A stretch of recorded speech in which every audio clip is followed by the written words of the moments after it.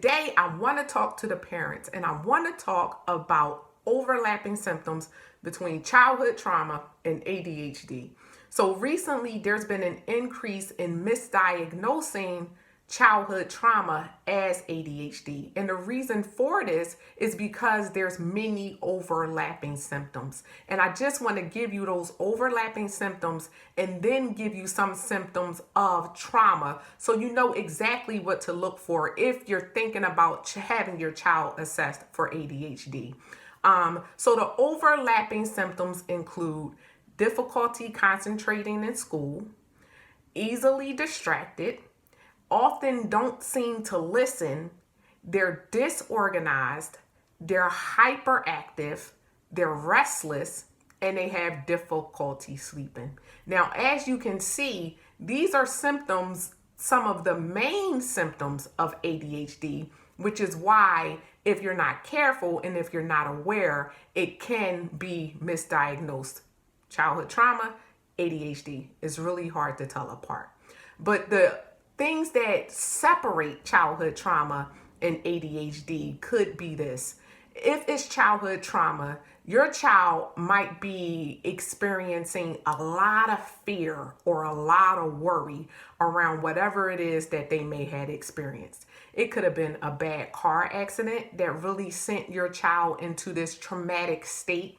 It could be molestation. I know sometimes children are molested and they don't really open up to their parents or anyone because they're afraid that they'll get in trouble or that the people that they tell won't believe them. Trauma can range from something that we may consider minor to something really seriously.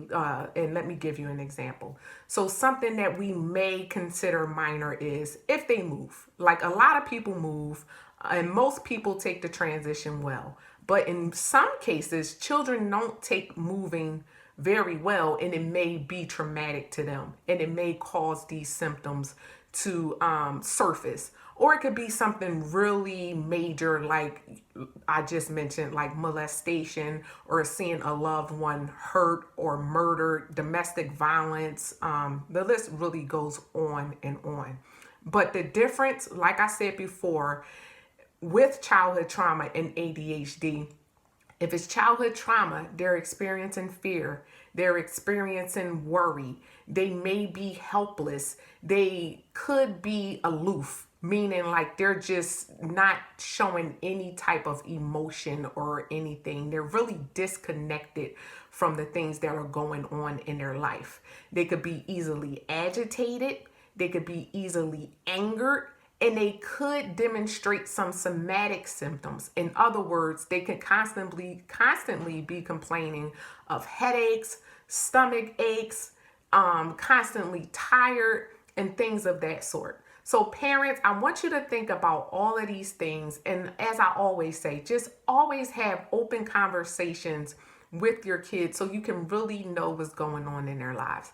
Because sometimes we're aware of the trauma that our children face and sometimes we're not, because for the reasons that I just said, they may hide it because they may be embarrassed, they may be shameful, or the person that inflicted the trauma on them may have threatened them and told them that they were going to kill them or hurt their family if they told what they were doing to them. And that's a lot, that happens a lot in cases where a child is being molested. So again, if you think your child has ADHD, rule out trauma first.